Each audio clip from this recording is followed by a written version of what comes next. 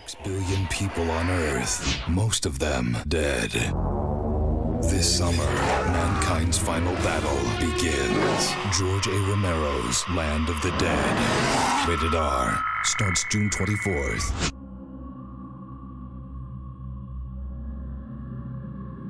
Welcome to episode 20 of the Father and Son Watch Horror Movies podcast. We are a spoiler podcast. We spoil the movies we review, so be warned. And I am your co-host, the Father, aka Pastor Matt, aka Matt Rawlings. I'm joined, as always, by my trusty co-host, Jackson the Son, and I just want you to ponder on the fact that the lead zombie in this movie was named Big Daddy due to a deliberate creative choice, so anything is possible. Oh boy, yeah, we got to talk about that. There are a couple of creative choices in this we need to talk about, and you probably guessed we are reviewing George A. Romero's Land of the Dead. But before we get there, Jackson, I know it's Halloween season. You've been watching some movies. What have you been watching this week? I've been watching too many movies, I would say. At least 2 a day. That's what I've kept to. One day I faltered, so I watched 3 the next day. Wow. Just to go over a few, I mean, I've been watching a lot of more classic movies. Like today I watched an Abbott and Costello movie, and those are always fun. Oh, yeah. Manhunter, which I had never seen before, you know, based on Red Dragon, which is the predecessor to Silence of the Lambs. And this isn't horror, but I think it's kind of horror adjacent. Joker, starring Joaquin Phoenix, directed by Todd Phillips. I saw that, thought it's pretty good. Maybe not worth the 10 out of 10s that people are giving it on IMDb, but, you know, it's whatever. Fanboying is the thing that exists. What I've heard, because I haven't seen it yet, I haven't had a chance to go to the movies, largely because I'm on a keto diet and the smell of popcorn drives me homicidally insane, which wouldn't be good in a Joker movie with everything going on. But I've heard that it's a good movie, but that Joaquin Phoenix gives a great performance. Would that be accurate? Yep. That's exactly it. Whenever he's in a scene, it's an amazing movie, and whenever he's not in a scene, it's other characters other than the Joker. It's not that great.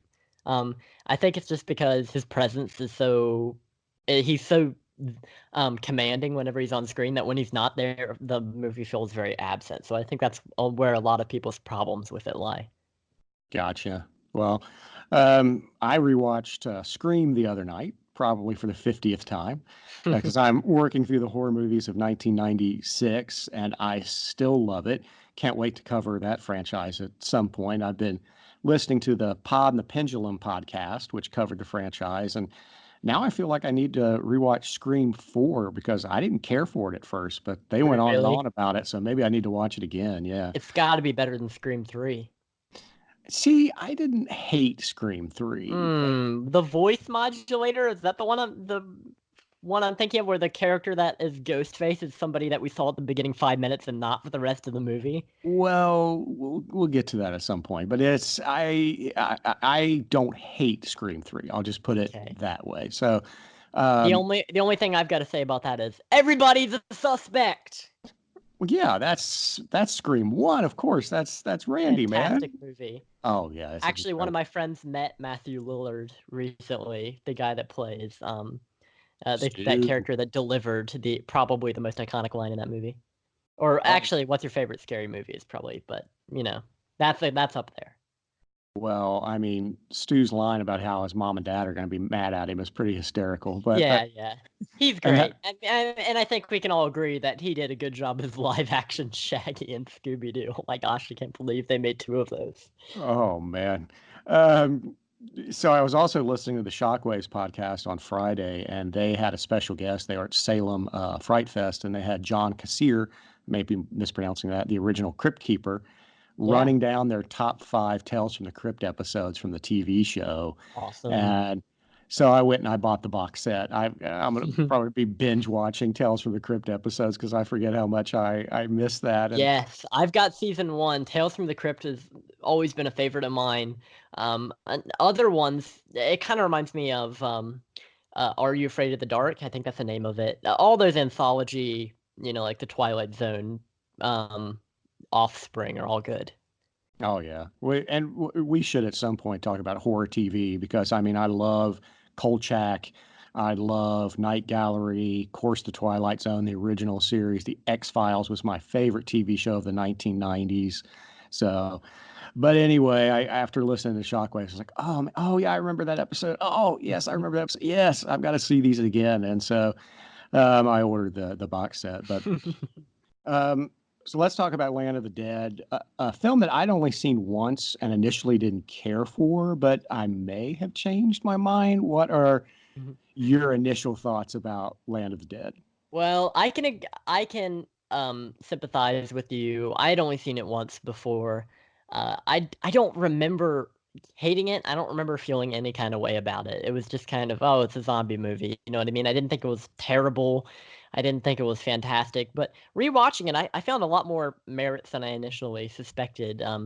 This is not the movie that I thought it was. It's not the middling cash grab CGI bonanza that I originally thought it was. This is very much like what would become The Walking Dead for me. I feel like it's more in that vein than of the original Night of the Living Dead. More similarities there. In fact, I think they even called the zombies walkers in this movie at one point, and then later stenches, whatever that means. Really? Yep, they call them walkers. At some point, they also call them stenches. They never call them zombies, I don't think. I miss that, and it Yeah. makes sense because, of course, Greg Nicotero, did the effects on Land of the Dead, and of course is one of the co-creators of The Walking Dead. So that makes sense. Right. I think they only say it once. I think it's over a radio. They're calling in. They're like, "Town's full of walkers." They say that, and like I said, I don't know why they call them stenches. I guess it's because they reek. That they have a stench about them. I would But they imagine. call them stenches a lot. But it's another one of those things where they can't just call them a zombie. It's got to be a ghoul or a stench or a walker. It can't ever be a zombie. But I was struck by the intro sequence. That intro sequence is so cool. It pulled me right back in. I was expecting it to be cheap 2000s graphics, you know how they like to do, with the swirling and swooshing and this early CGI 3D graphics like Sam Raimi's first Spider-Man. But it's tasteful. I feel like it's foreboding, and I feel like that's how this whole movie is. It doesn't feel that much a product of its time. It feels timeless in the same regard that Dawn of the Dead is. I mean, you can definitely tell it's a movie made in the late 70s, but it's the story structure and the characters are timeless. So, if you don't mind, I'd like to just recount the plot because it's kind of a strange one. In this movie, the zombies now outnumber the humans. It's like the title suggests, it's the land of the dead. The humans live in these outposts guarded by the military, and the zombies, everything else is their domain. The military is funded by this big eye-in-the-sky businessman named Mr. Kaufman, who is played by the villain from Speed, Dennis Hopper. Of course, his most famous role as Goomba or as Koopa in the Super Mario Brothers movie. Fantastic movie. Actually, no. of note, John Leguizamo is also in this movie, who played Luigi in the Super Mario Brothers classic. I can't hold it together any longer. That movie is awful. I was hoping you were going to say that because goodness sakes. If you want to talk about a movie that's very much of its time, Super Mario Brothers movie, there's not one, not two, but I think 3 80 synth pop sequences in that movie, as well as like 30 uses of the word rad. But he does a great job in this movie. I feel like he's almost the Randall Flagg. If like in this apocalyptic scenario, he's the Randall Flagg of this version of The Stand, basically. Dennis Hopper is his Kaufman. Yeah. And he controls everything, basically. He's a dictator because as soon as the zombie apocalypse started, he kind of used that to seize power with his wealth and influence.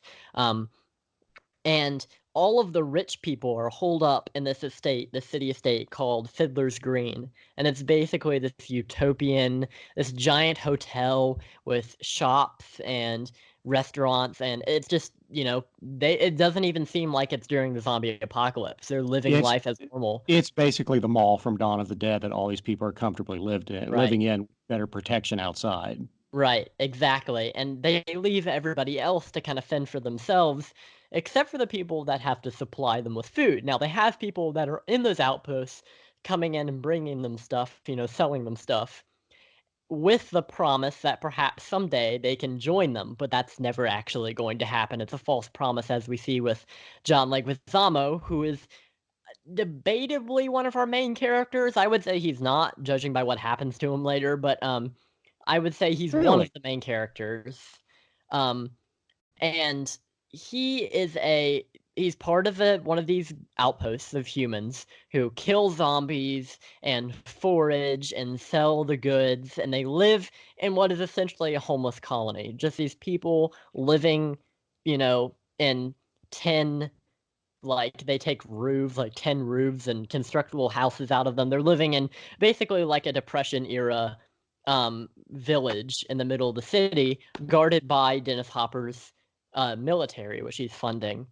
And as it's pointed out to us by the characters, it's less of protection and more of like keeping them in. The military people are there to keep the people in line, not the zombies. Um, which is interesting. But this movie is all about a class struggle, essentially. It's very much about the poor and the outcasts trying to get a piece of um the rich and the elite, and it's kind of hammering in that consumerism, capitalism message that we saw in Dawn of the Dead. That this is taken to the extreme where it's more apparent as you're watching it. We have human characters, which is the focus, and most interestingly, we have zombie main characters, namely Big Daddy, a mechanic working at a gas station, who has started to lead the zombies. He started to remember who he was as a living being, and he's leading the zombies in a march of death against the humans. That's basically the plot. There's far more to it. This movie is what it seems like a long movie. I don't know if it actually is, but it seems like an epic scale movie, like the movie that he was trying to create with Day of the Dead. But yeah, lots going on here, lots of symbolism. So I'm interested to hear what you think. Well, it's interesting because you said that. When I first saw this, I saw it about a year after it came out because I was practicing law at the time and didn't have time to go to the movies. I was working 80 hours a week. And I got it on DVD like a year after. I think I actually rented it from a Blockbuster in Charleston, West Virginia when we lived there. And I watched it, and I watched it through the eyes of, at that time, a kind of a critique on the Iraq War, which was going on. You think about Fiddler Green and Fiddler's Green and the surrounding area where the humans are. What do you have? You have a place protected by water, um, where the rich live the only life worth living, and they send off peons to go scavenger for supplies, which is how at the time a lot of people viewed the army going into Iraq for oil to the rich. You had Steve Earle singing the song "Rich Man's War" in 2004, and so forth. And so when I saw it that way, in 2000, probably in 2006, maybe even, I wasn't that impressed at the time, only because it didn't sound like a unique voice, because so many people were saying that. I was listening to Tom Morello say that. I was listening to people on Saturday Night Live say that. Steve Earle say that. Over and over again, it was kind of the mantra that you heard if you turned on, a lot of cable channels, with the exception of Fox News or something like that. And so it didn't, not to get into politics, but it wasn't that I care, even if somebody disagrees with me politically, as I've stated before. As long as they have something to say, I don't care. I mean, in the 90s, I worked for Republicans and still had Rage Against the Machine CDs. So, it didn't, that doesn't bother me. But at the time, it just seemed kind of tired by 2006, by the time I got around to it. This has been, it was a constant mantra for a couple years. So it didn't strike me as that unique. It wasn't until later on, when I rewatched it and rewatched the bonus features. George Romero wrote this movie 3 days before 9/11. He delivered the script 3 days before 9/11. It just so happened that all that happened and it kind of fell in place. But that wasn't his intention. You were right. His original intention was really to talk more about class struggle and kind of the ongoing. And he picked up basically the ideas from Day of the Dead that he said he didn't get to explore as much in Day of the Dead to do in Land of the Dead. Yeah, you can definitely tell that this is a continuation of the themes of of Day of the Dead. I remember you talking about that on the last episode, and I didn't really see it before watching it this week. I was like, okay, maybe, lots of zombies dominating the world. That's the only theme I could see. But when rewatching this, it's kind of the same thing where the military and the elites are the problem. The commanding officers, the commanding presences are the problem, and the zombies are just kind of, they're just kind of by the wayside, where the good humans are fighting more against the bad humans. And I think that's interesting because the most interesting struggles in this movie, the most interesting character developments are that of human character developments, even from the zombies, because the zombies are becoming more human. We're seeing less of that mindless horde of zombies killing a bunch of people and more of, that's what will happen to you if the guns don't get you first. And I think that's also a message that's in this movie.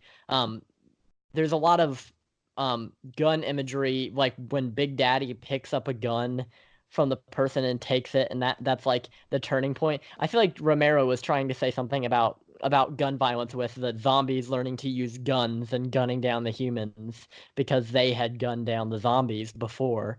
And I also think there's a lot of symbolism with one of the things that the humans do to keep the zombies from, eating them is they will shoot fireworks into the sky, which distracts the zombies. And I'm wondering if that has to do with like people in the societies focusing on something that's not important when the real danger is right in front of them. I'm wondering if that had some symbolism. No, oh, absolutely. And you're saying a lot there. So let's break all that down Sure. because I also want to get to the plot and the characters, the actors, the effects, all that kind of stuff, because there's a lot to talk about here. But yeah, I think that's what he was doing, that you've got the zombies almost representing the impoverished and, who are being distracted, by, like I said, the fireworks, or what do they call them? Sky flowers or something Sky like. flowers. Yeah. And then you've got kind of the working class who are just kind of living in hovels. And then you've got the wealthy, and then you've got the kind of military and paramilitary serving the wealthy. And it's this class structure. And I think that's definitely Romero being a 60s progressive. That's definitely, what he was saying. And I think that's why you see more sympathetic zombies this time, don't you? Yeah. Yeah, and I was wondering originally, why the zombies were such a focus in this movie. Why hadn't they been explored more before? I mean, we got Bub, but that's really about it. Before that, zombies were just, kind of mindless ghouls. Watching it now, I feel like Big Daddy was what Bub was supposed to evolve into. We see the first traces of humanity there, and I feel like he felt like the symbolism wasn't fully fleshed out, so he just cut straight to the chase with the impoverished basically coming into power. And I really Yeah, don't. here the zombies are kind of Romero's kind of archetypal, like 60s revolutionaries, what he wished it was. Right.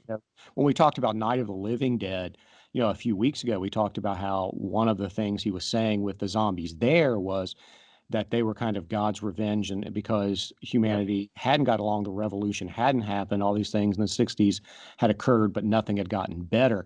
And now he's kind of looking back, I think, with nostalgia, but what if it did work? And what if instead of the zombies are kind of God's unleashing of this kind of biblical judgment, instead they're like the revolutionaries he kind of wished had power from the 1960s. Mm-hmm.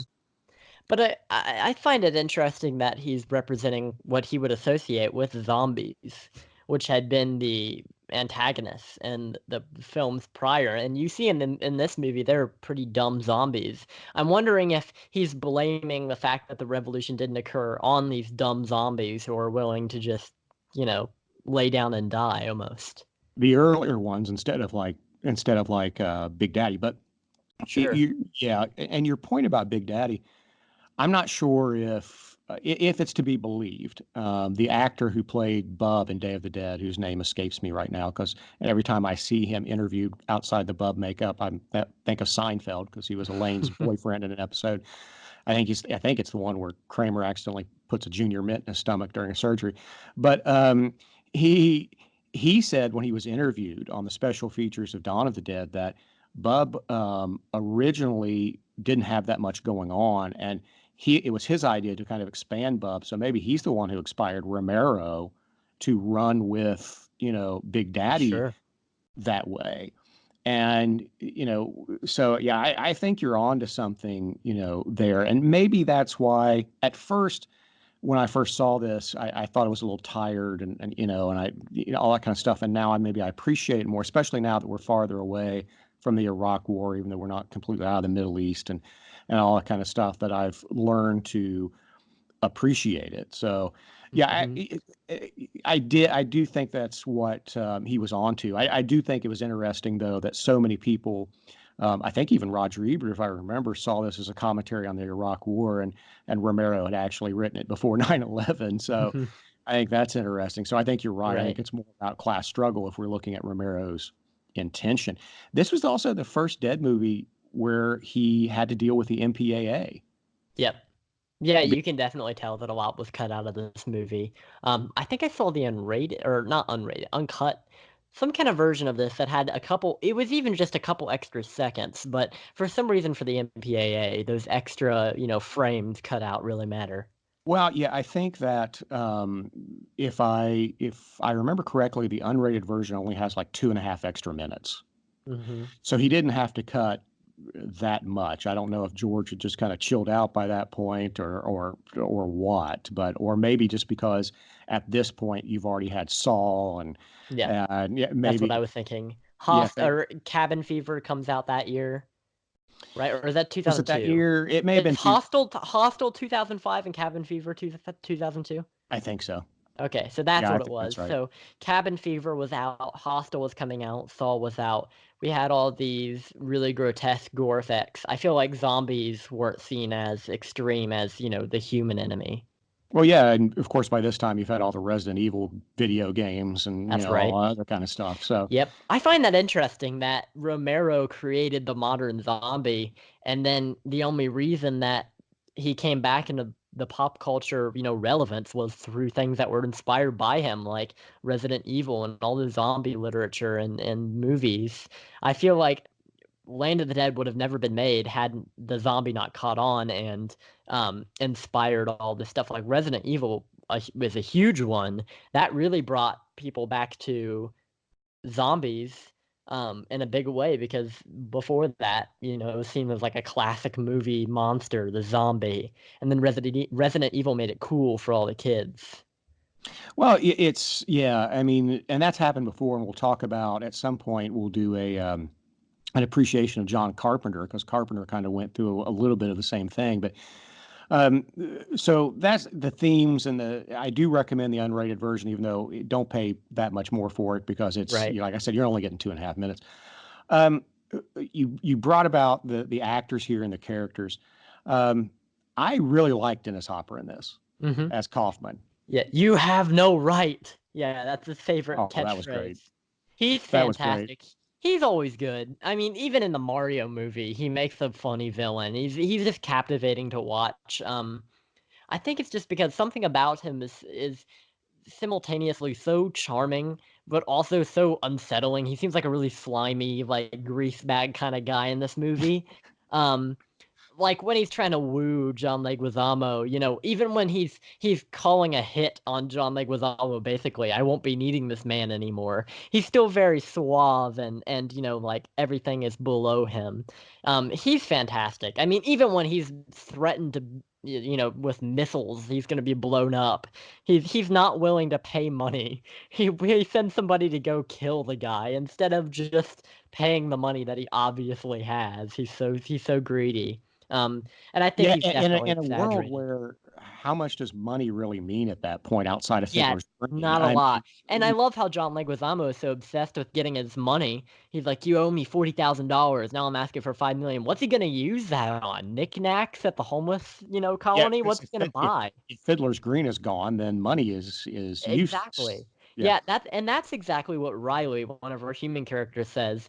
If um if John Leguizamo blows up Fiddler's Green, there's nothing left. Like the whole society is going to collapse because the trading with Fiddler's Green and all of the economy basically is going to just completely be destroyed because then it'll just leave everybody to fend for themselves from the zombies because guess who's funding the military that's protecting them? Dennis Hopper. So if he's dead, there's no point. Obviously, John Leguizamo hadn't thought through this. He was just angry because Dennis Hopper ordered a hit on him. Well, it was And just going to be revenge, and then he was going to go to Cleveland for some reason. I don't know why yeah, Cleveland, but anyway. he's like, I'm Um, going up north. And they're like, there's nothing there. He's like, that's the idea. Well, that whatever. was Riley, yeah, who said that Oh, okay. Was that right? Riley was the Oh, one to get away from everyone, and that's it right. was John Leguizamo's character who wanted to get to Cleveland. But just for a minute on Dennis Hopper, I think the reason why Hopper pulls off almost anything that he's in is because I think he's got the chops and he's got that edge and always had. Even though, by the time he made his comeback in the 80s, and I was a big fan even before he made his comeback, Easy Rider, Apocalypse Now, I thought he was amazing in those movies. So when he got clean and sober and he comes back and he makes first the Texas Chainsaw Massacre 2, and then he makes The River's Edge, and then he does Hoosiers, and then he does Blue Velvet, all very different roles, and he pulls it off so very well. And then in the 90s, he did a lot of schlock, Speed, I do like Speed, but let's face it, he did a lot of schlock in the 90s. But Right. I'm still a big Dennis Hopper fan. I could have used more of him in this movie. I would Mhm. love to have had, another even 10 minutes of Dennis Hopper. But you have to admit, the way he goes out is glorious. Oh yeah, absolutely. Yeah, we will talk about the ending because yeah, Sure. I enjoy John Leguizamo as Cholo, which is a racist name by the way. Yeah. There are some racist names in here. You can argue Big Daddy and Cholo are not really appropriate. Sure. I know that Romero lived through the 60s, and a lot of people, I know Romero thinks he was justified in doing it because a lot of people assume Romero is Italian. Actually, he's Hispanic. Hmm. Yeah, Uh, well, the name Romero, that's a Hispanic name. So yeah, but I guess most people people growing just up thought he was Italian in New York. sure, sure. Yeah. And that might be just because of the movement that he was a part of, that horror movement that was happening. Of course, you also had spaghetti westerns and all of that, but European influence was very strong during the 70s, late 60s and 70s, and I feel like that's probably after his childhood. I feel like that's probably where the assumption comes from. Yeah, but John Leguizamo is one of those actors who, I mean, he's obviously talented, but he either gets on my nerves or he nails it. Uh, Right. I think he nails it here. I understand there's some problems with his character's choices and all that kind of stuff, but I think just him as an actor, I thought he did a fine job. Oh yeah. Yeah, I felt he's totally in the wrong place mentally. I mean, he's making the worst decisions really, very selfish, but I kind of wanted him to succeed because I felt like the only reason I really wanted him to blow up Fiddler's Green is because I wanted to see the tower explode. That would have been cool seeing missiles fired at Dennis Hopper. But I I don't don't think know. after 9/11 that was going to happen, buddy. Oh, no, no, no. Probably that's exactly. I think that's what I was thinking too.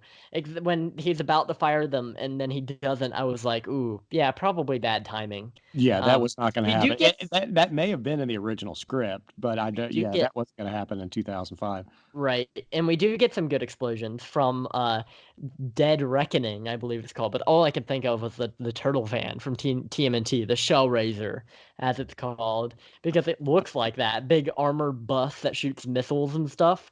It's the Uh, Shell Raiser. I was thinking of GI Joe from when I was a kid. Oh, But G.I. anyway, Joe. Yep. See, this is a very varied movie. It makes you think of a bunch of fond properties, but um, the plot to this movie kind of all over the place. Like I said, it's hard to explain. A lot of things happen in it that's kind of strange. I don't really understand. There's some holes in it.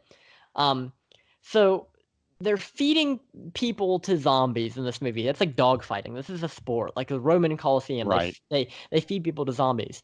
But wouldn't that And don't just you make think that another was the zombie? point? Was that it was like a Roman Roman Colosseum kind of Colosseum. thing? Yeah. But what doesn't make any sense to me is wouldn't that just create another zombie when that person dies, and then they would have 3 zombies that they had to do something with? What are they going to do with 3 zombies? They're just making more I zombies. think they're just going to shoot them. I mean, I think they would just didn't execute all of them. I think that was the idea, Yeah. and it's all just about keeping the masses happy. And I think that was. And then they're wasting bullets though, and but whatever. I guess it doesn't really matter. But so there's jail in this world too. People are thrown into jail. But so a bunch of people are shooting each other in that Coliseum place. A bunch of people are shooting each other, but only Riley and his friends go to jail. They're the only people that go to jail, and none of the gamblers, none of the people dealing, I'm sure, in black market stuff Well, go but to jail. I think that's because Kaufman doesn't care if there's a black market or Sure. all that kind of stuff. As long as the masses are satiated, he doesn't care. And as he doesn't care what they do, as long as they don't bum rush, Fiddler's Green, and he's giving them the entertainment. He has that speech, right? That's with right. The guys, where he tells people, "Oh, Yeah. look, I did what I had to do. I'm giving them entertainment. I'm giving them all this, but the subtext is to keep them off my back so I can live how I want, to live." But they do get thrown in jail. We know from the plot for a couple reasons. That part made sense to me. I mean, Kaufman basically doesn't want Riley to leave because he's his backup for Cholo. If Cholo bails, he needs Riley to become his scavenger and his paramilitary leader, and that's why he takes Riley's car, and that's why he has him Right. thrown in jail. Also because they shoot, and here's another one: is it the little man instead of the big man, or the little guy instead of the big guy who's running that kind of underground, zombie fight? They all call him. They all call him the little man, except for I don't remember what her character's name is. The woman, the girl that was thrown into the pit. The Flack. Okay, yeah, and she becomes a good character, I think, later on. But at this point, she's kind of flat. But later on, she becomes useful, like with manning the miniguns in the Dead Reckoning. But well, and she was also having a good time, according to reports from the set. Asia Argento was having a blast because she is she in Argento? Yeah, it's Dario's daughter. Really? I had no idea. Yeah, that's Dario's daughter.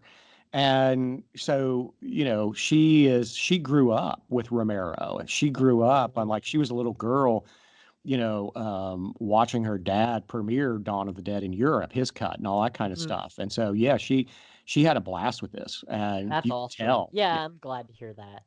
And I'm always happy to hear when somebody runs a good set and their actors have fun, because it's no fun whenever you hear, oh, your favorite director or your favorite actor is a jerk. I mean, nobody had fun on their set, like The Shining. Some stuff has come out about Argento Argento that's not very flattering. But as a person, but that being said, no, I've never heard anybody criticize Romero on a set.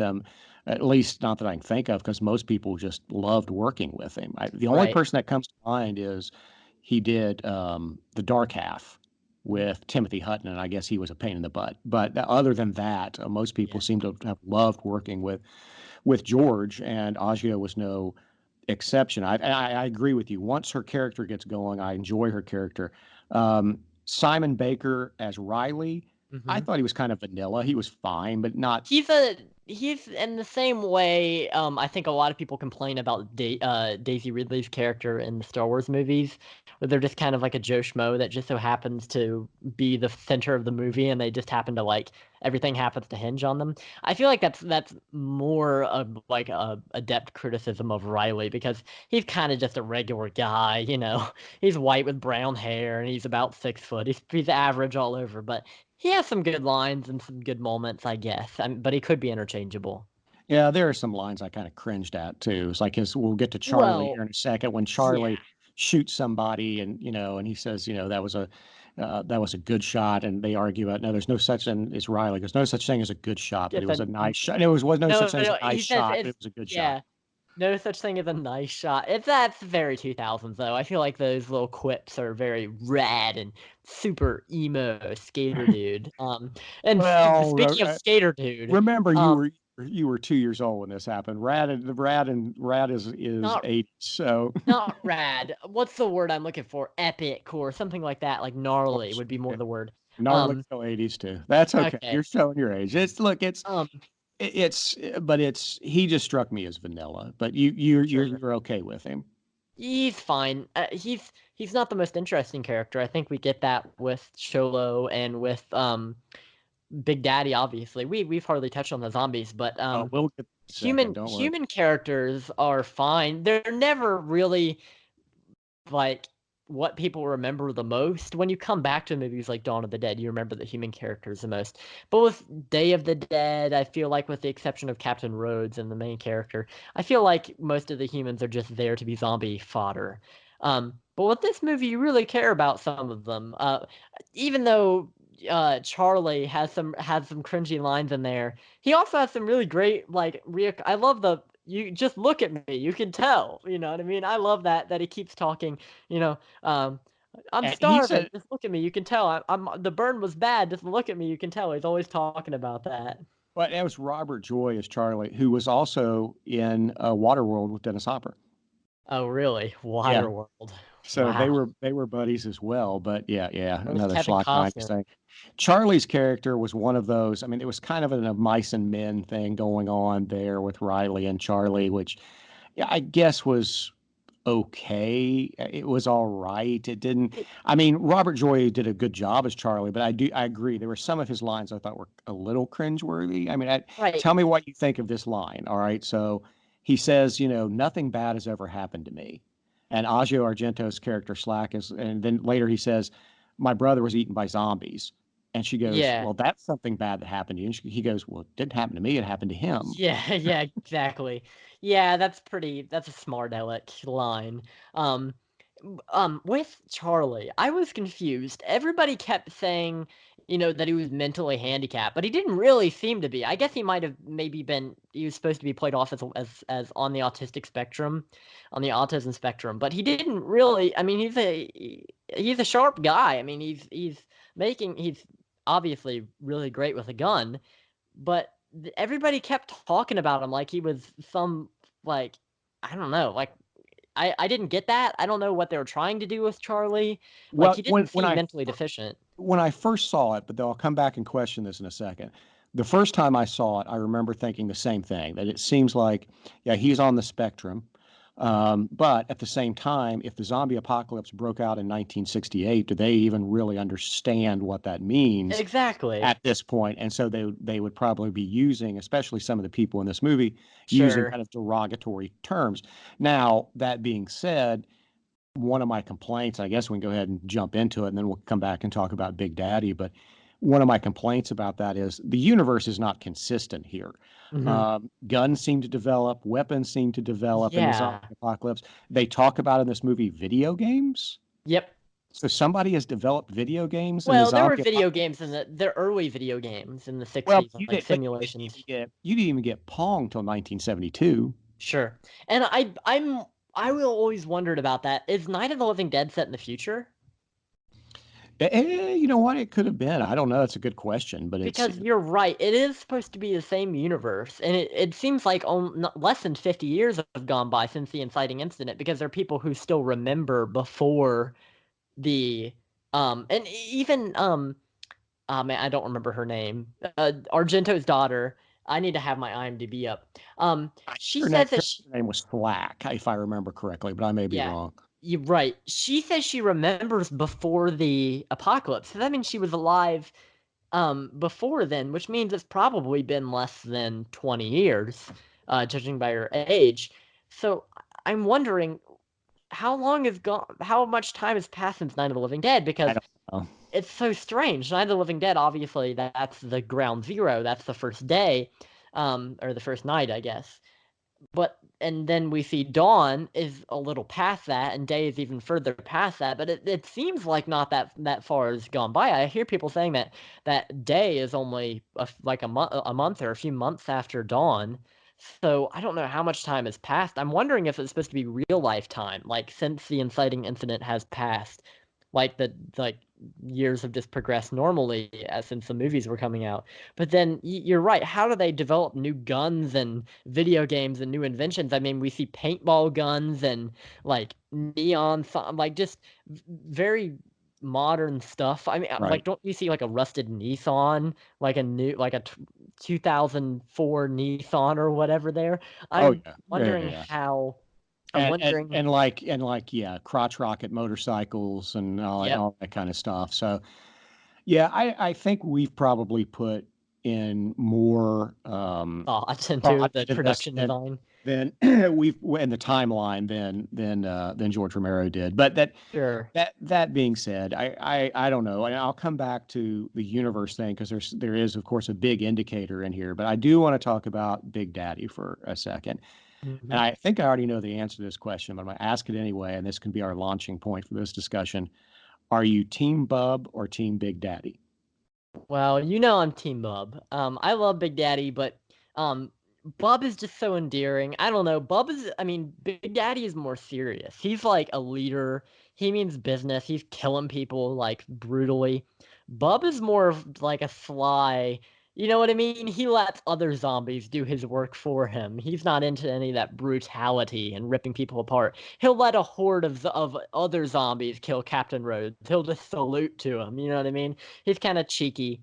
Um, Big Daddy will just rip people limb from limb and shoot them, and he means business. I mean, he has a few kind of funny sort of moments, but for the most part, he's all business, and I feel like a lot of people like that better. That he's a serious zombie and not just this kind of goofy, endearing, kind of like I think of Harry and the Hendersons. He's kind of that. Bub is that kind of character where he's this monster, but also like you can tell he's a human underneath there, and he's got a lot of human emotions, and you kind of feel for him even though he's totally nonverbal.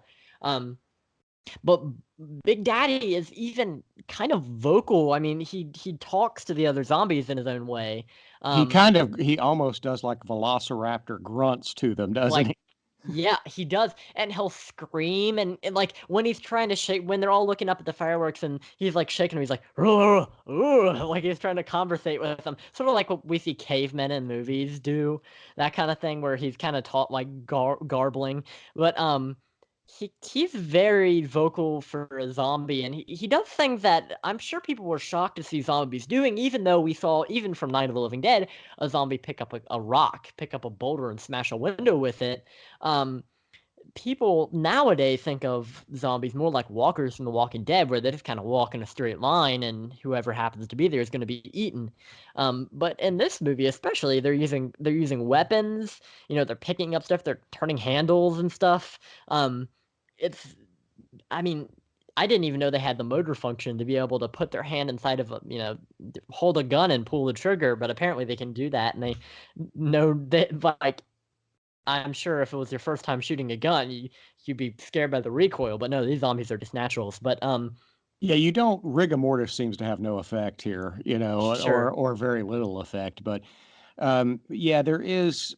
I don't know. I guess you could defend George Romero by saying, well, if you've actually studied, evolution and not just what people generally think about evolution, Darwin's theory of evolution and neo-Darwinists have kind of that evolution comes in fits and spurts. It's not just a Hmm. straight line, and so maybe so you get the zombies in Night of the Living Dead who are using rocks. Then in Dawn of the Dead, they just appear aimless, and you get Bub in Day of the Dead. Now you've got them kind of coming together as like revolutionary forces and learning. My only problem with that as somebody who, and I know Romero probably wasn't thinking about it, a nerd like me who watches like these films 20 or 30 times, but if I'm not mistaken, there's a point where one of Big Daddy's hordes catches on fire and the zombie screams. Yep. Yeah, how are their nerves working? Yeah, I remember earlier in the movies and the other movies, they don't seem to be affected by stuff like that. Fire just puts them down. You know what I mean? Like that they don't feel the flames. It just kind of slowly erodes their body away. Yeah, I don't know. And then Big Daddy shoots them to put them out of their misery. Right, And right, there's a right. part where a zombie's head gets ripped off, and the zombie is still alive, but to put them out of their misery, Big Daddy steps on the head. I don't know how that works. No, he's a revolutionary, right? I think if we Sure. go back to what we were talking about, he's a revolutionary. He's a Shea type. He's a that kind of thing. So, Hmm. um, yeah, I don't know. I kind of lean a little more towards Big Daddy myself on the team side, Okay. but I hear, but Bub is a sentimental favorite to be sure. Sure. Um, a couple of Easter eggs, real quick, that whether you Yeah. like them or found them distracting. I Now, know what you're gonna say already. well, here's the first one. According to Romero, there's only one repeat character in his Dead Hmm. movies. Now, a Yep. lot of fans think that's Joseph Pilato. They thought Yep. that exactly. It's Tom Savini's Yep. character. The biker He makes a return. comes back as the biker zombie. Um, yeah, and I thought it would just be a quick cameo whenever I heard about that, like, oh, there he is in a crowd. No, he's on screen for a good 20 seconds as he's killing people. I mean, they want you to see him. He's the focus of the screen in that part. Which I And do thought you was find that interesting. you find it interesting, not distracting?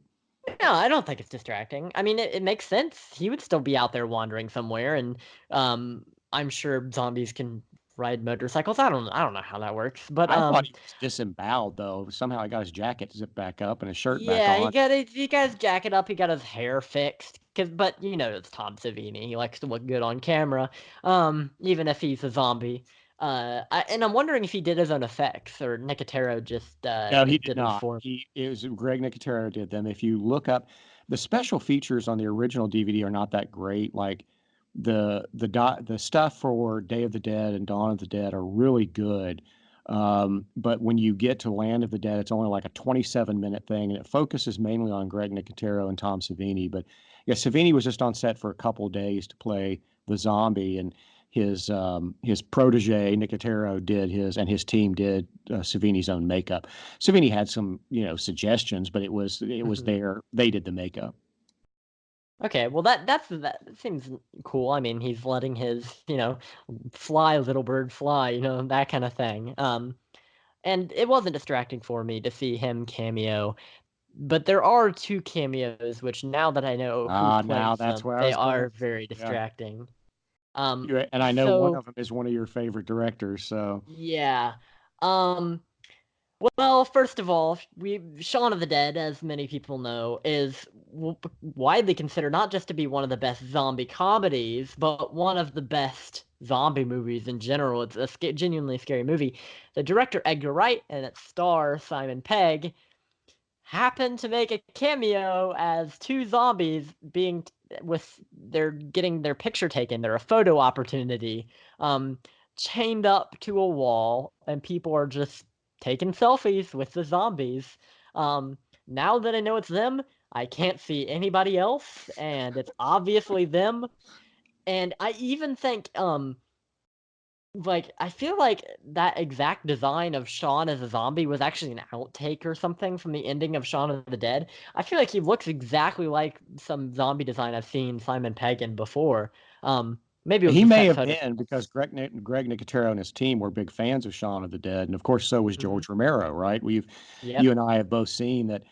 We've heard Edgar Wright interviewed and saying we were not making fun of Romero's movies. We were homaging Romero's. We love Right. Romero's movies, and And everybody, I mean, even a horror like John Landis and people like that, they're Shaun of the Dead is not just a funny zombie movie. I mean, it's not just a movie making fun of zombies. It's a funny zombie movie. I mean, I would well, say it's like first, you mentioned John Landis. John Landis has said American Werewolf in London is not comedy horror. It's horror with comedy. right, and that's how Shaun of the Dead is. I mean, you look on Letterboxd and Exactly. in the genre thing, it's horror first, then comedy. Because Shaun of the Dead, not to go off on a tangent, isn't just a comedy. I think there's a lot of drama in there, especially that car scene. I don't know if you've seen it, you know what I'm talking about with Oh yeah. Simon Pegg crying. But there is a lot of great emotion, and Edgar Wright and Simon Pegg really, you can tell that they probably were having a lot of fun being on set and just talking to the people there. And um, I'm sure they suggested it. I mean, they were like, "You want to be in the movie?" And they're like, "Yes." Can we please be zombies? Can we please be zombies in a Romero movie? Oh Um, yeah. I think that was George's idea, if I remember the right interview. really, he wanted them to Yeah. be zombies. He loved Shaun of the Dead so much they sent him an advance copy, I heard And he that. watched it, and then he called Edgar and said he loved it, and then he asked them to come to do Land of the Dead. So they flew to Canada to do Land of the Dead, and yeah, they always intended to be zombies, and they loved it. But it's just, when if you go and listen to the Eli Roth's History of Horror podcast when they interview Edgar Wright, which you and I have listened to, is a great interview. Hmm. And Edgar Wright says is like, American Werewolf in London is one of my favorite movies of all time. And that was my point with Shaun of the Dead. He says we were making a horror movie with a lot of comedy, but it's a horror movie. Right. Yeah, and I really admire that. I love when a movie can um not make fun of a genre, but give love to it and also add in its own kind of thing. And that's exactly what Shaun of the Dead was. It was kind of a reinvigoration of the zombie genre. I mean, we hear that Edgar Wright, huge Resident Evil fan, and obviously a huge Romero zombie movie fan. So he took all of that, all of the new inventions of the zombie, and put them into basically a Romero movie with comedy in it. And I think it was sort of like Abbott and Costello, where um, there are some really horrifying scenes. It just so happens that the people in it are funny. It's funny people in a horror movie. So obviously there's going to be Right. funny dialogue. I feel like it's the same way with Abbott and Costello as kind of a predecessor Right. to that. Um, But yeah, I'm with you. That's the only thing that Easter egg does kind of knock me out now because it's so obvious once you know. Now, the first time I right. saw it, I had no idea. Hmm. But then once I found out, I was like, yeah. But so that takes me to the effects. What did you think of the effects in Land of the Dead?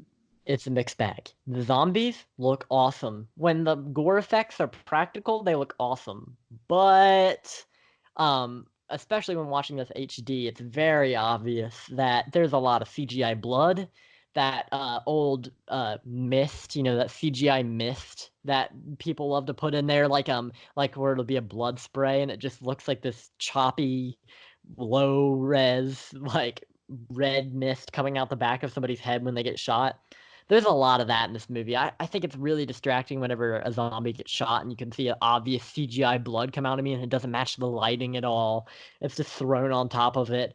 And that really sucks because I realize that it's cheaper to do that. And I think even Rob Zombie does the same thing. I was hearing, I don't remember which episode it was, but I was listening to HMP one time, and Dr. Shock was talking about how in one of the Rob Zombie movies, and Rob Zombie loves to do practical effects, he used CGI blood because it just saves so much money and time, from cleanup and making the blood in an application to Right. just throw in a CGI effect later. But it is really distracting when you have such great practical effects on just display to then distract from that with CGI. I feel like I don't know. There are some great moments. Like I'm thinking of the grenade kill whenever a soldier's arm is cut off with a grenade in it. He has a grenade in his hand, and the arm falls to the ground, and then his body falls on top of the arm, and then he's exploded. And that's all practical. You can tell it's practical. And you can tell it's just like a dummy, being blown up with innards inside of it. But that's cool. I like that kind of thing. And there's also a part where the skater dude gets ripped apart, sort of like Captain Rhodes. And that's practical, seemingly. Um, I mean, you can't really see it because it's so dark Yeah. in that scene. Greg But Nicotero, when they interviewed Nicotero, he tried to do as many practical effects as he could. sure. They could not, the horde of zombies, all the supporting zombies, that had to be CGI, they said, because they just couldn't afford that many extras or find that many Hmm. extras or make up that many extras. And the other thing is all the exteriors of Fiddler's Green, the tower, Yep. is CGI. Could you Yeah. tell that one? Yeah, I could tell that more so than what I was surprised with is when the people are walking in the empty streets, that's all CGI. They're walking on a green screen set basically, and there's like buildings and like the big cityscape added onto that, which I thought was interesting, kind of like a matte painting, like how they did with Star Wars, which wasn't distracting, but there are a few shots where it's obvious that it was filmed on like a sound stage and that it's green screen. But a lot of it is shot in Canada, shot in location, on the ground. And Right. those scenes are the best, I think. Whenever you're not bogged down with CGI like a giant horde of zombies, basically just 3D models of like a dark, shadowy character model from God's eye view and a giant crowd. Um, but it definitely, when it's practical, it's a lot better. And that's how it always is. The practical is always better. So that's what they choose to show you close up. And I think they do a good job balancing the CGI from afar and the practical effects up close. They really use their budget to their advantage. Yeah, uh, I can tell some of the CGI. That being said, this is not like Van Helsing. Mm-hmm. Oh, ugh. Hugh Jackman?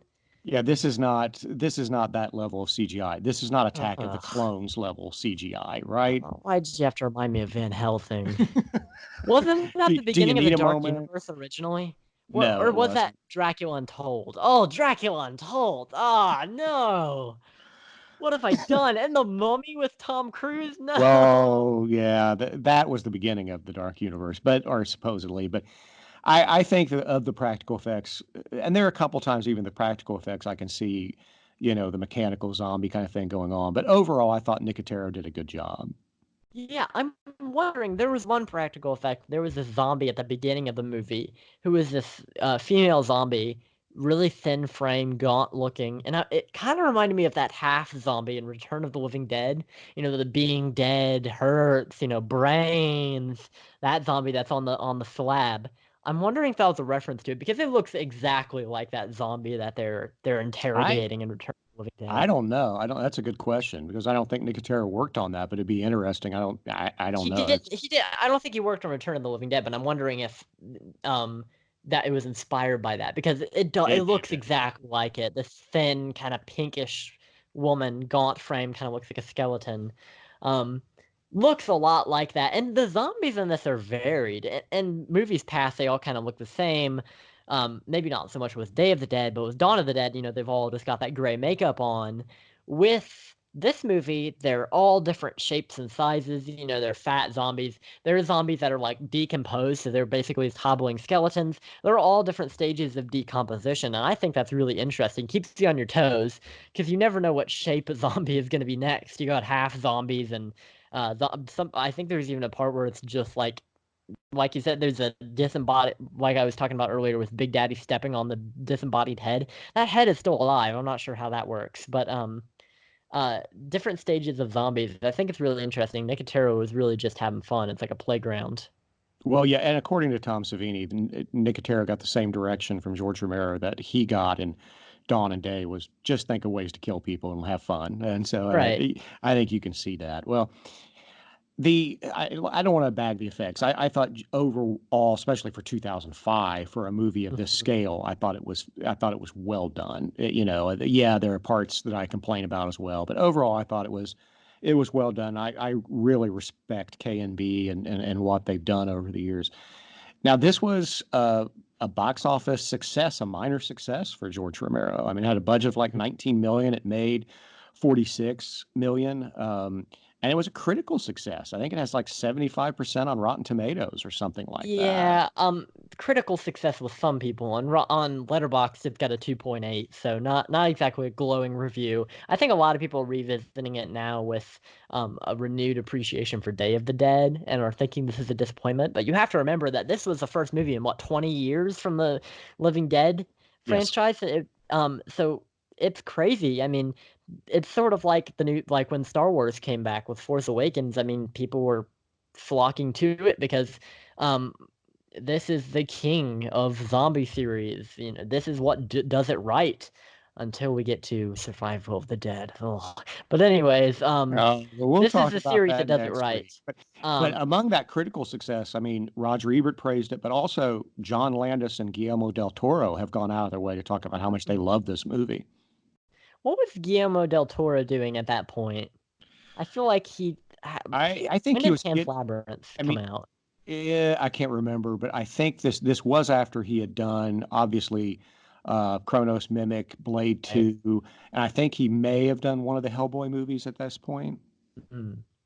That's interesting because I feel like there are a lot of moments in this movie, specifically with the human relations that um I don't know. It felt very much like his work when you mentioned that just the vibe I was getting from it. Um Maybe I'm wrong in that. I'm not sure, but I can see why this would inspire him. This kind of mini epic with this little section. This it's like a little vignette just one instance of what the world was like during the zombie apocalypse. Um, but yeah, I'm glad that people liked it and that this was a hit for Romero. I'm wondering if that's why he went on to make 3 movies within the span of 10 years right after it, when usually he would just do one per decade. Well, yeah, because I think it was a hit, and so then he gets to move on. We'll talk about that next week if I can get over my coughing fit. Um, so, what else do you want to talk about on Land of the Dead? Just a few things. Just some things I noticed that are kind of, when I was writing notes, I was kind of being pessimistic and a jerk. I was just pointing out all the stuff that I thought was weird and inconsistent. The skater dude. Okay.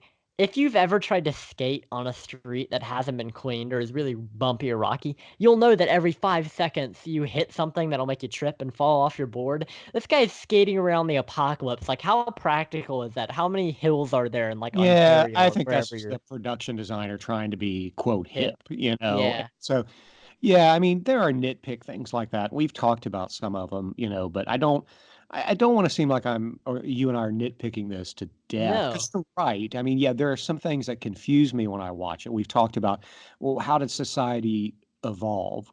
Did the zombie apocalypse kind of wane and then explode again? Is it kind of like the Black Plague through the Middle Ages? Is it that kind of thing?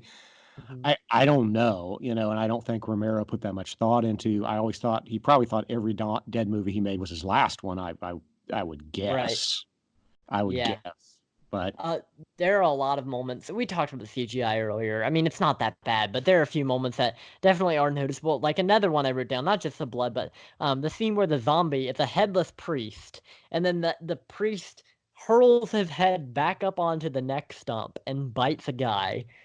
First of all, obviously this it's CGI, but how does that work? How do you have a detached head? You shake your shoulders a little bit, the head comes up, lands on the stump, and then you have use of your jaw muscles, oh, and you can bite. yeah, I think that's just Nicotero going, huh, it'd be cool. Yeah, Um, Beavis and Butthead. Yeah, that's pretty cool. yeah, I think that's pretty much how it would. Yeah, and then also there was a scene. This is a practical effect, but that they're shining flashlights on the ground, and then they come to a boot, and they think someone's there, and they look up, and it's just like the leg, the severed leg. I feel like that was stolen from Jurassic Park with the Well, hand on the yeah, shoulder. that's been done Um, before. That's been done several times before. Yeah. Right. So I feel like just as much as this movie was original and had a lot of original things going for it, it had a lot of homages and references to stuff. I mean, even references to earlier Dead films, obviously with Tom Savini and a lot of the returning tropes. Okay, there's one moment in this movie where there's a natural Wilhelm scream. Like it's not the soundbite, the Wilhelm scream. It's somebody recreating it. There's a soldier who gets like shot by one of the zombies, and they scream, and it sounds almost exactly like the Wilhelm scream, but you can tell it's like a natural version of that, like somebody actually Right. recreating it. Which I thought was I really fun. Going on what you're saying, I mean, it would be interesting given that they were going to use a lot of green screens anyway. Mhm.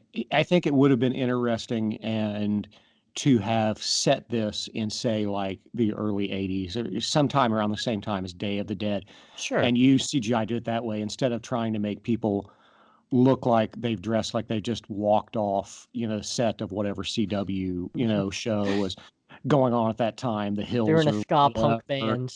Well, just whatever at the time. And so I think that would have been more interesting, but I Yeah. doubt that whoever, I think it was Universal, which floated the $19 million, they probably wouldn't have gone The for that. 80s weren't back in style yet. We got that with the Yeah. 2010s with stuff like Stranger Things. The 80s has become hip now, and I think we're even moving into the 90s now Well, yeah, with that but resurgence. I'm not even talking about being hip. I just think it would be interesting. Like I rewatched last night Zodiac, Yep, David Fincher's Zodiac, which I think does a 70s fantastic is that job of 60s? 60s and 70s. 60s, right? It kind of runs from 68 to actually into the 80s. And I think Fincher did a fantastic job recreating that.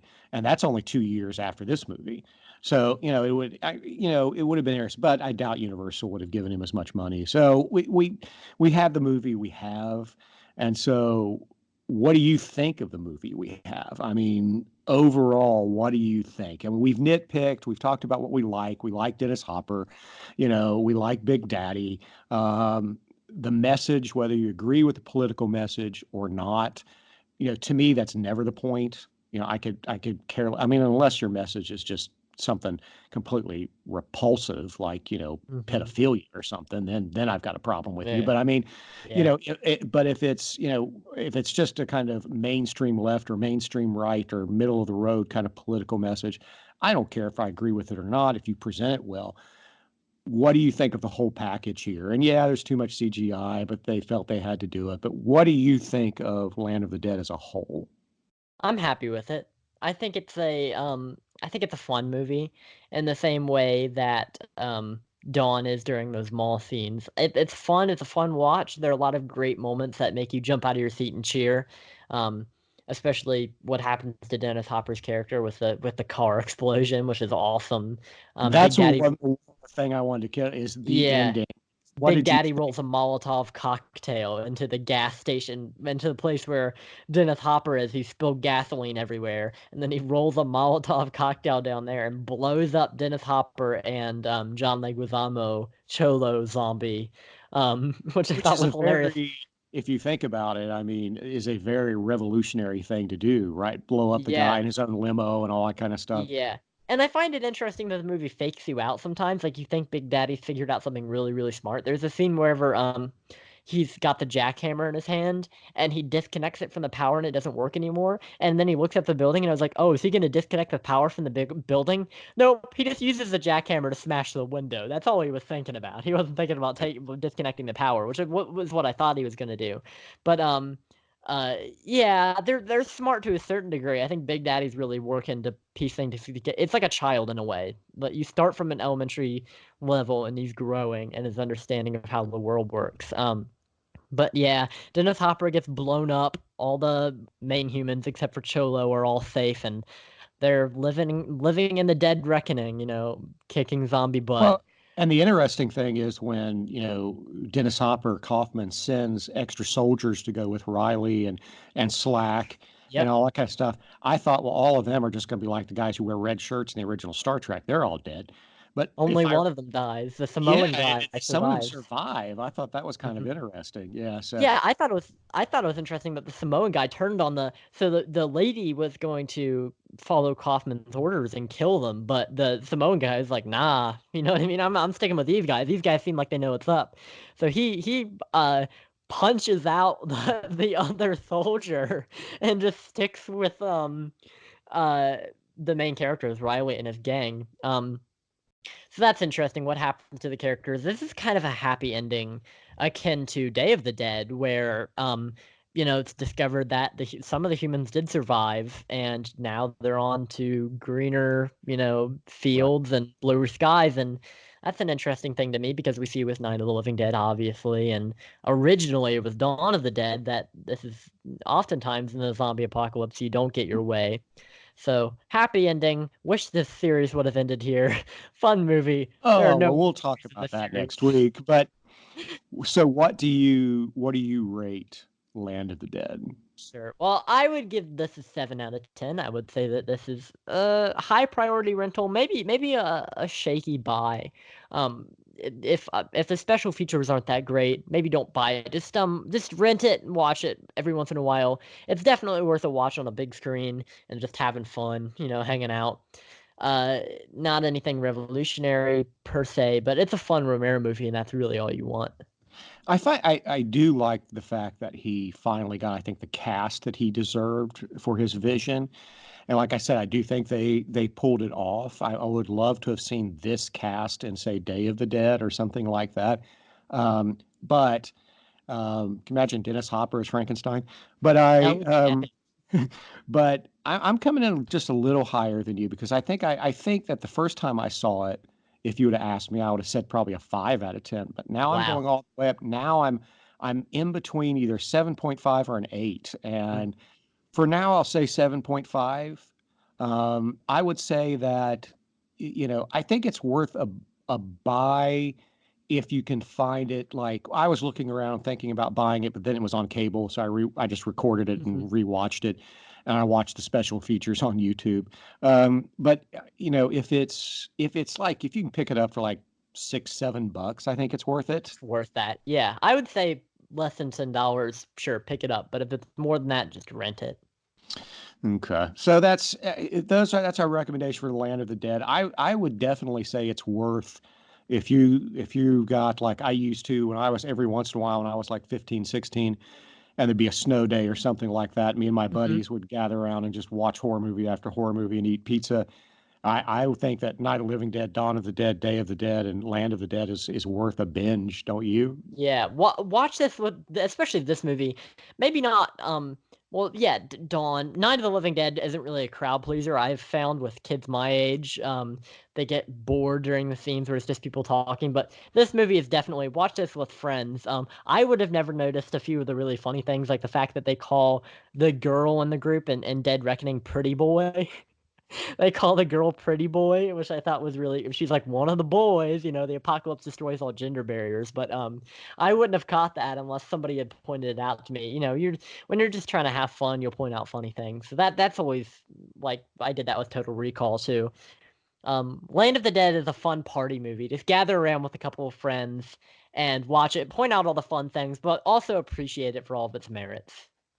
I agree. I think it's a good film, and I think that despite its flaws, I think it's worth it because we can sit here and nitpick it, and I think we can nitpick this one more than the first three, but at the same time, I think the acting is better. I think a lot of the effects, are really cool. So I'm down with it. So 7.5 again for me. So when we wrap up, where can they find you on the socials, buddy?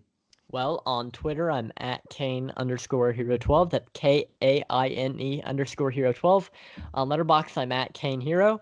And I've got a YouTube channel, which is linked in both those sites. Also of note, Father and Son Watch Horror Movie YouTube channel. I post all the episodes there. I mean, I don't know why you would want to watch, the podcast on there, but I do have a bunch of video ideas planned for the YouTube channel. More video essays and movie reviews, stuff like that. So be on the lookout for that. I'm going to try to get a video out by Halloween. I'm going to try to do some videos too, some unboxing and some Blu-ray reviews because I've got some new ones in that I can't wait to unwrap, including a new Mario Bava box set and some other things. So, and yeah, you can find me on Facebook, Matthew Rawlings, on Twitter and Letterboxd and Instagram as Pastor Matt R. And as Jackson said, you can find us on YouTube, also fatherandsonwatchhorror.com.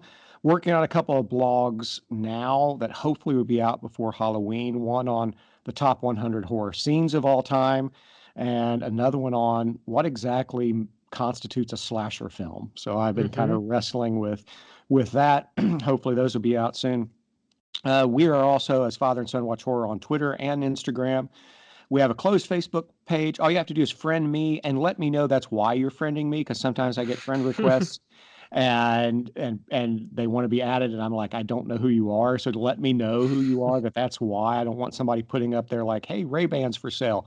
Stuff like that. So let me know who you are and I'll add you to the Facebook group. So please rate and review us on iTunes and share this podcast on Twitter and with any of your friends who are into horror. We have some guests coming up again in November, at least planned for right now. Lots of stuff to cover between now and the end of the year before we do our best of list. Lots of horror yet to come this year. Parasite, Nightingale, The Lighthouse, stuff I'm looking forward to. Blumhouse is doing a remake of Black Christmas. Who knows, buddy? Yeah. You come home for break, we may have to do a Black Christmas versus Black Christmas versus Black Christmas episode. I think we all know Black Christmas is going to win out of Black Christmas or Black Christmas. So you're saying the original is what you're saying. Yeah, Black Christmas, yeah. Okay, all right. Only Black Christmas. The Black Christmas. Well, we'll give it a chance. It's Blumhouse. They, I know they're hit or miss, but they've done some good not stuff. Like the trailer gives away the big twist in it or anything. That's why I do not watch trailers. That's what I heard. I do not. Well, it was promoted on Twitter. I saw it promoted on Twitter, and I was like, "Oh, I'll watch it." And they gave away the twist. I go right through it. I don't look. If I know I'm going to see a movie, I don't watch the trailer anymore. I avoid it. Like I even go into the cinema 5 minutes late, so I don't have to see it. But if you have something that you would like for us to cover, just hit us up on Twitter and let us know. Next Yeah. week, we will wrap up our George Romero Dead Movies run with both Diary of the Dead and Survival of the Dead. So that's... Stop. You just came from being inducted into the National Honor Society and you're making fart noises. Yeah. They're. I mean, that's a sign of intelligence, right? Okay. So we'll wrap that up next week. Until then, have a great Halloween season, everyone. So Jackson, say goodbye to the good people. Goodbye. And remember, stay safe, because if you get bitten by a zombie, Luigi will shoot missiles at you from the TMNT shell razor. Oh boy. All right, folks. He's had a long day. Right. Remember, folks, the family that watches horror together stays together. See you next time. Thanks for listening.